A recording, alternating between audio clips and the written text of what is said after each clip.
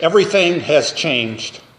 When I find myself in times of trouble, I turn for inspiration and comfort and consolation and uplift to many different sources, including the music of my girl Tay-Tay, Taylor Swift. Because all I know is we said hello, and your eyes looked like coming home. All I know is a simple name, and everything has changed. All I know is you held the door. All I know, you'll be mine and I'll be yours. All I know since yesterday, is everything has changed. Everything has changed.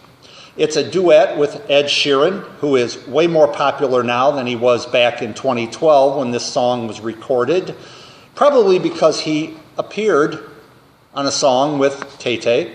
At least I'll attribute it to that.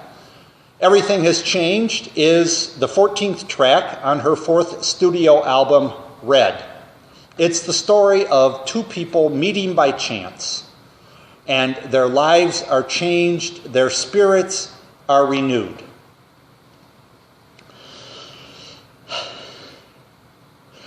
Yes, well, and the video that was made of it is fun to watch. We'll talk about that a little bit more as we go forward.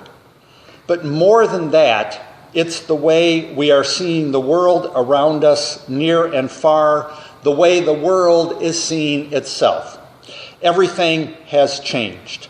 We need only to turn on the TV or a radio or pick up a newspaper or open up a browser or pick up our phones or our tablets or talk to our friends, our relatives, our neighbors, preferably from at least 6 feet away and maybe even from the confines of our own homes, because human contact, we are told, is not safe.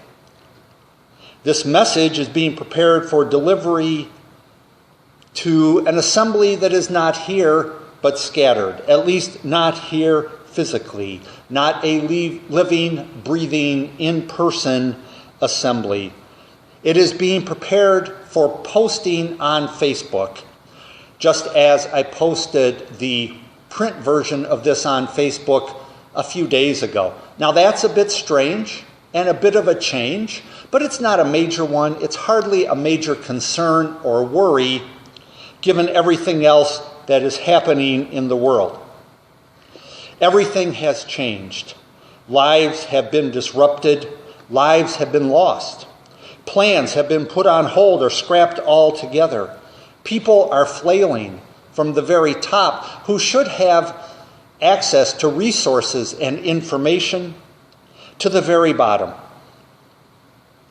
Store shelves are empty. Medical supplies, medical equipment is scarce. People of Asian ancestry are being attacked because others, including those in power, those who should know better, are blaming the coronavirus on China, deciding it is the Chinese virus or the Kung Fu flu, stirring up trouble when they should be searching for ways to bring people together, make everyone whole. The world isn't sure when it will get back to normal. The world isn't sure what normal even looks like or might mean.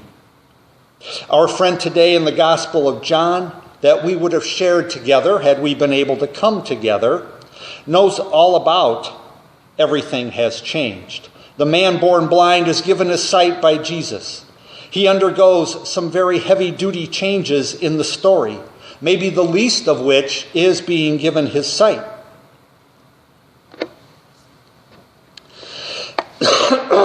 Excuse me. Not having his sight restored because he never had it, but being able to see for the very first time. It's a new look for him. Mostly, though, it seems that it affects those around him much more than it affects him. Mostly, it seems the man himself is at ease with it, even if it represents life as he has never known it. One minute he is minding his own business, tending to his life as a beggar, and the next, this guy is slapping mud on his eyes and telling him to go wash in the pool of Siloam, and the next minute he is being harangued by the religious authorities and thrown under the bus by his parents. Something glorious has been turned into something dangerous because people didn't understand what was going on. The eyes of the blind man, the man born blind, may have been opened, but the eyes of those in his town, the eyes of those all around him, have been shut tight. Fear is ruling. Anxiety has taken over. Small-minded demagoguery is carrying the day. Any of this sound familiar? It would be better if life could go on like it did in the video, for everything has changed. A little blonde girl like Tay-Tay and a little red-headed boy like Ed meet on a bus on what appears to be the first day of grade school. They have wonderful times together in school. They become fast friends. One assumes for the rest of their lives. They will get to know each other all because of the chance meeting. They will get to understand each other better, all because the Ed character let the Taylor character come near him on the school bus. They are picked up at the end of the day when they get off the bus by their adults, Taylor for the girl, Ed for the boy. In that short space of time, their loves have changed. We rejoice and celebrate for and with them. If only that happened in our story of the man born blind today. If only that happened more in our churches today, however you want to define church. If only that happened more in our communities today, however you want to define community. Instead, the man born blind, after being harangued by the authorities and disowned by his parents, is thrown out of the community in which he had lived his whole life. What should have been a time of rejoicing and celebrating, as with our little friends on the school bus, is instead an occasion for fear and even hatred to bubble up. Notice that often where there is fear, hatred is close behind.